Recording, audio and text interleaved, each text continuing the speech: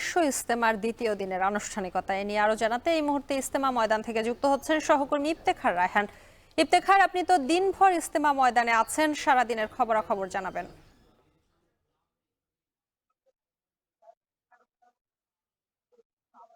জি শম্পা, আজকে ইজতেমার যে দ্বিতীয় দিন অর্থাৎ শনিবার সকাল থেকে আহ্বায়নের পর শুরু হয়েছে বিশ্ব ইজতেমা দ্বিতীয় দিনের আনুষ্ঠানিকতা এবং দিনভর আমরা দেখেছি যে ইজতেমা ময়দানের যে মূল সামিয়ানাটি রয়েছে সেই সামিয়ানার নিচে জিকির, আজগার এবং বয়ান, শীর্ষ ওলামাদের বয়ানের মধ্যে দিয়ে আজকের দিনটি অতিবাহিত হয়েছে এবং বিকেলে একটি আনুষ্ঠানিকতা ছিল।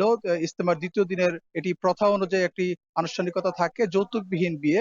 এবছরও সেই যৌতুকবিহীন বিয়ে হয়েছে, অর্থাৎ বাদ আসর এখানে প্রায় 63টি বিয়ে সম্পন্ন হয়েছে, যৌতুকবিহীন বিয়ে। এবং এই বিয়েতে কনে পক্ষের একজন এবং বর পক্ষের লোকজন উপস্থিত ছিলেন এবং এই বিয়ে সম্পন্ন করেছেন ভারতের মাওলানা জোহাইরুল হাসান। এবং এরপরে কিন্তু মাগরিবের নামাজ অনুষ্ঠিত হয়েছে। মাগরিবের নামাজের পর এখন বয়ান করছেন ইজতেমা ময়দানে ভারতের মাওলানা ইব্রাহিম দেওলা এবং তার বয়ানটি কিন্তু তাৎক্ষণিক বিভিন্ন ভাষাভাষীদের জন্য অনুবাদ করে দেওয়া হচ্ছে। এবং আজকে পুরোটা দিনই কিন্তু আমরা দেখেছি যে ইসলামের যে বিভিন্ন বিষয়গুলো রয়েছে, কালেমা, নামাজ, জাকাত, হজ, এই বিষয়গুলো এবং তাবলিগের যে দিনের দাওয়াতের যে বিষয়গুলো রয়েছে সেই বিষয়গুলো নিয়ে মুসল্লিদের উদ্দেশ্যে শীর্ষ ওলামারা কিন্তু বক্তব্য দিচ্ছিলেন।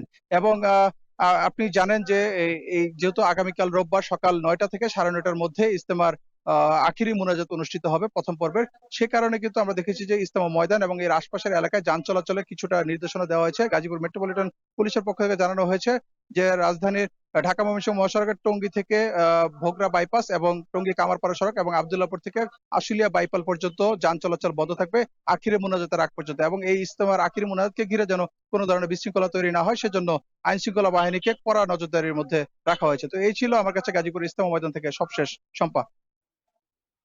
বিশ্ব ইজতেমার দ্বিতীয় দিনের খবরাখবর জানাচ্ছিলেন সহকর্মী ইফতেখার রায়হান।